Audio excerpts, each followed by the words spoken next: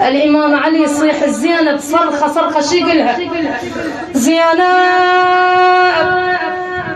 ها شيري زينب تلقيني يا ابويا حيل ما بيا. تأمليها وحفظيها. زينب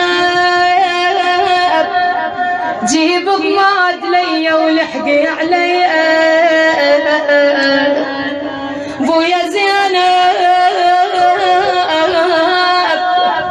يقولها طبراني يا بويا بهاي الانسيه راس انطبر بويا لحقيني بويا لحقيني بويا لحقيني راس انطبر بويا لحقيني بويا لحقيني بويا لحقي. شنو راح العمر وراح كل حالي راح كل حياتي راح كل حالي راس انطبر بويا لحقيني بويا لحقيني بويا لحقيني راح العمر راح كل حالي راح كل حالي راح كسر ايش يقولها يا بنت روحي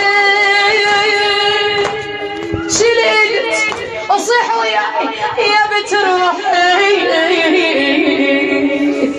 يا الحنينه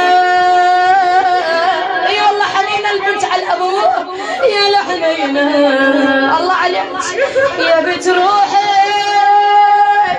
يا بنت روحي يا الحنينه يا الحنينه. شوفوا شو يقولها هذا الابو اللي يخاف على اولاده شو يوصي زين بويا صيحي لي وخوتك خلى وصيكم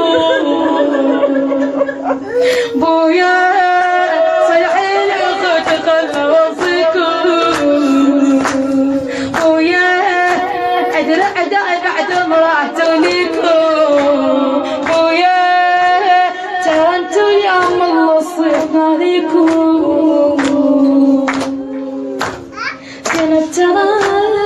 زينب ترى انتو تحموها انتو تحموها انتو تحموها بغروقها لا تخلوها لا تخلوها لا تخلوا. يوصف زينب يوصف بنته اي زينب ترى انتو تحموها انتو تحموها انتو تحموها بغروقها لا تخلوها لا تخلوها لا تخلوها يا بنت روحي يا بنت روحي وين التصيح ما سمعت يا الحنينه